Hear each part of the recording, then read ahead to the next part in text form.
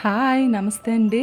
మనకి ఎక్కువగా ఇంట్లో పిజ్జా తినాలనిపించినప్పుడు బయట నుండి తెప్పించుకుంటే రేట్ ఎక్కువ, ఇంట్లో చేసుకుంటే ప్రాసెస్ పెద్దది. అలా తినాలనిపించినప్పుడు ఇలా బ్రెడ్‌తో చాలా ఈజీగా, చాలా టేస్టీగా తయారు చేసుకోవచ్చండి. ఇప్పుడు బ్రెడ్‌తో పిజ్జా ఎలా తయారు చేయాలో చూద్దాం. ముందుగా ఒక బౌల్‌లోనికి తురుముకున్న క్యారెట్‌ని ఒక కప్పు తీసుకుంటున్నానండి. అలాగే చిన్న చిన్న పీసెస్ కట్ చేసుకున్న క్యాప్సికమ్ కూడా ఒక కప్పు తీసుకుంటున్నాను. ఉల్లిపాయలు ఒక కప్పు తీసుకుంటున్నాను. అలాగే మనము టమాటీలు విత్తనాలు తీసి చిన్న చిన్న ముక్కలుగా కట్ చేసుకున్నానండి. అది పెద్దది ఒక టమాటీ తీసుకున్నాను. చిల్లీ ఫ్లేక్స్ కూడా 1 టేబుల్ స్పూన్ తీసుకుంటున్నానండి. ఎండుమిరపకాయలు మిక్సీలో వేసుకున్నాను. దాన్ని 1 టేబుల్ స్పూన్ వేసుకున్నాను. ఇక్కడ పిజ్జా సాస్ కూడా ఒక 2 టేబుల్ స్పూన్స్ తీసుకుంటున్నానండి. వీటన్నింటిని ఒకసారి బాగా కలిపేసి ఇందులో కొంచెం సాల్ట్ వేసుకుంటున్నానండి. వీటన్నింటిని బాగా కలిపేసుకోవాలి. సాల్ట్ చాలా తక్కువ క్వాంటిటీలో పడుతుంది, చెక్ చేసుకొని వేసుకోండి. బాగా కలిపేసి పక్కన పెట్టేసుకుందాం. ఇప్పుడు ఒక బ్రెడ్ తీసుకున్నానండి. మిల్క్ బ్రెడ్ వద్దు, మనం శాండ్విచ్ తయారు చేసుకునే బ్రెడ్ తీసుకోవాలి. దానికి వెన్న అప్లై చేసుకుంటున్నానండి. ఒకవైపు వెన్న అప్లై చేసుకొని అందులో మనము తయారు చేసుకున్నాం కదా పిజ్జా మిక్స్, దాన్ని ఈ బ్రెడ్ మీద పెట్టేసుకుంటున్నానండి. పెట్టేసి ఒక 2 టేబుల్ స్పూన్స్ వరకు ఈ మిశ్రమాన్ని ఇందులో పెట్టేసుకోవాలి. ఇందులో ఉంటే మీరు చీజ్ కూడా వేసుకోండి. నాకు చీజ్ స్లైసెస్ ఉన్నాయి, అందుకే నేను స్లైసెస్ పెట్టుకుంటున్నాను.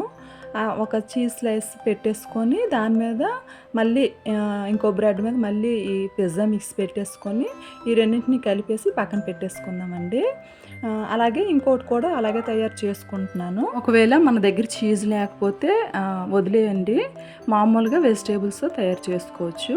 ఒక ప్యాను మనము పొయ్యి మీద పెట్టేసుకొని హీట్ చేసుకొని మనం తయారు చేసుకున్న బ్రెడ్కి పైన ఇంకొంచెం వెన్న ఈ బ్రెడ్కి అప్లై చేసేసుకొని మనము ఈ కళాయిలో వేసేసుకొని బాగా బ్రౌనిష్ కలర్ వచ్చేంత వరకు బాగా వేయించుకోవాలండి. చిన్న మంట మీద మనము బాగా వేయించుకోవాలి. రెండో వైపు కూడా తిప్పేసుకోవాలి.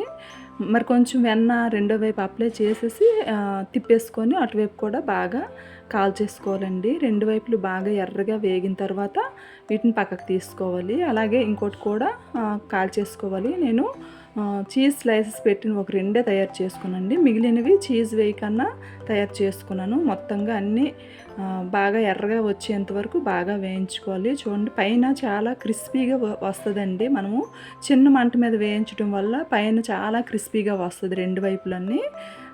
ఇలా వేయించుకొని మనము ఇవి ఈవినింగ్ స్నాక్స్ టైంలో పిల్లలకి పెడితే చాలా టేస్టీగా ఉంటాయి. అలాగే హెల్దీ కూడాని.